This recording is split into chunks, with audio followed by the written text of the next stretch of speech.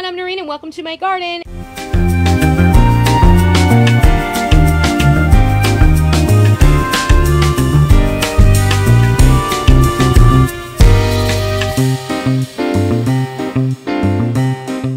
It has been 2 weeks since I showed you how I plant tomatoes and things like that with the Epsom salts and the rock phosphate and my favorite fertilizer.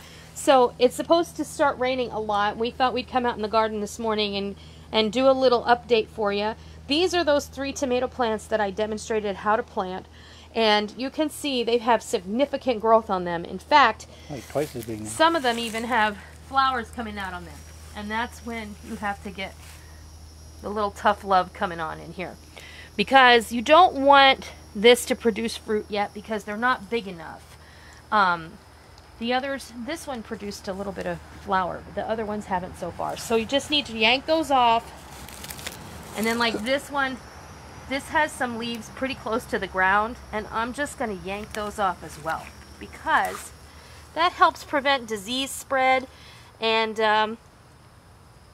it also prevents insects from having better access to your plants, and that's always a good thing. I don't like to have leaves touching the ground at all, so that's just my own personal preference. So those are those plants that we planted, and I wanted to give you some idea. They have had significant growth, at least 6 inches worth of growth in my opinion. And we're going to move on and we're going to show you a few other things. Here's our jalapenos, and we actually have a few that can be picked. This is that time of year where you come out to the garden every day to check it, and you can go back in the house with a basket full of goodies. So we did the other day, we picked some rhubarb, some peppers. We had some really nice bells on the vine. We took those off, and I made a rhubarb crisp, and it was delicious. So those are the jalapenos, and down here we have some sweet 100s and those virus-resistant tomatoes, and they're just going nuts. That's what those 3 over there are that we planted as a demo, and then our eggplant is over here as well. Everything is just doing fabulously. Hey, here's some of the Roma tomatoes that we planted, and you really can't tell from what. I mean, everything's kind of grown together, and that's kind of how I like it. But these 3 plants in the cages are all Roma tomatoes, and this is the first year that I've ever caged Romas because I was never a big believer in caging, but my Romas are producing abundantly this year. And I think it's a combination of how I plant and the fact that I've caged them. They seem to, since they're all bunched together, they seem to be producing a tremendous amount more. I mean, I've got tons of tomatoes on this plant, so you can see in here. I'm very excited about that. This one over here that's full of blooms is a grape tomato, and that one also is just dripping with new fruit, and it's starting to set new fruit. Now, we're in for quite a storm tonight, and I'm hoping that I don't have any problems with regard to that because they're calling for a slight chance of hail. All I can do is pray that doesn't happen. But you know, life in the garden is never constant, and you always are having to deal with other things. So, and then off to this side, I've got all of these pepper plants that I got for $1, and I had to laugh because my friend Cat's Cradle, she said, you're showing some real restraint only planting 3 jalapenos, but you know, the truth is I also have 2 mole peppers and 2 Aruba peppers and 2 sweet bananas and 2 hot bananas and a blushing beauty and 2 habaneros, and yeah, so that's real restraint there. Huh. So down here, again, these 3 plants in this box that are all caged because I'm conducting an experiment with the cucumbers. This is a grape tomato, and these 2 cucumbers, all 3 of these were also in that bunch that I got for $1 a piece. The grape tomato was 6 inches tall when we put it in here 2 weeks ago, and as you can see, it has exceeded the 42-inch cage, and that includes the part that's in the ground. But the cucumbers, and I'll tell you why I have this over here. My other cucumbers are planted against the fence, and they're in full sun pretty much all day.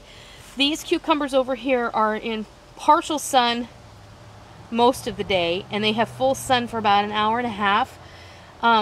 It's kind of late for me to be putting cucumbers in the ground here because there's a very slight chance that I'll even get anything off of them.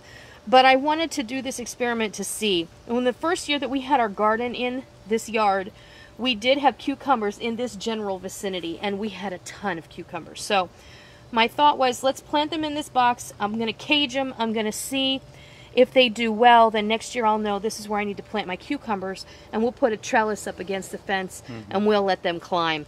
So again, these were supposed to be slicing cucumbers in a bush variety, but you can see they're not. They're just regular climbing cucumbers, and that's fine. That's why I put the cages here.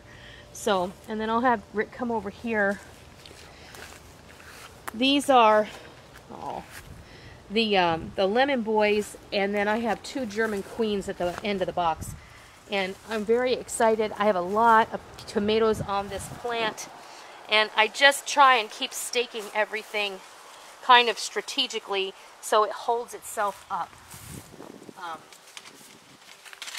And I've been using any variety of things that I can find to stake my tomatoes because I have run out of my preferred stake, which is this metal stake. I have about, I don't know, what do we have, about 45 of those. I think these are fiberglass. Yeah, well, we've had these for like 6 years. We bought them at Big Lots, and they're fantastic. But one thing I have found is the canes that I trimmed off my blackberry bushes and the branches that I trimmed off my pear tree are very, very sturdy, and I let them dry out on the ground. And I've been using those as backup stakes because they're just so awesome. How many 2 right here? Yeah, these are from, this is one, you can see it's kind of a forked branch, and I have this tomato branch resting in the crotch of that branch because it was perfect for doing that. It's going to hold up some of this heavy fruit, and I've never caged my lemon boys either. I've kind of let them go. I also don't pull suckers, and I have found that I do not have a depletion in food production whatsoever. My tomatoes produce abundantly regardless of whether I pull suckers or not. So that's a lot of work to avoid if you don't have to do it. So that's just my personal approach. I don't pull suckers, and I still have a lot of great fruit to pick on the vine. So these 2 are those German queens. This is that heirloom variety that is related to the German Johnson. And I'm anxious to see how they turn out. Is this one here and this one over here. This kind of, they've all grown together. This one isn't much of a, that's the one thing with these heirloom varieties. They tend to get a little spindly if you're not careful. And the other thing is, these the leaves are yellowing quite a bit, and I know that I'm not overwatering, and I know that it has gotten kind of warm, but I've been really, really attentive with these plants. So these German queens may or may not be the best choice for this area. I won't know. We'll see what happens. In the end, it's just another one of those varieties that I wanted to try. We all do it. I'm always going to go back to the lemon boys and the Romas because they always do a great job. So that's a little overview of what's going on in our garden this week. I hope you enjoyed it. I hope you learned something. If you got a question, leave it in the comments section.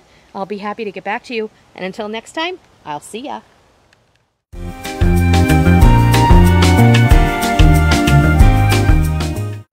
Hi everyone, I'm Noreen and welcome to my garden. And this is a super quick garden tip.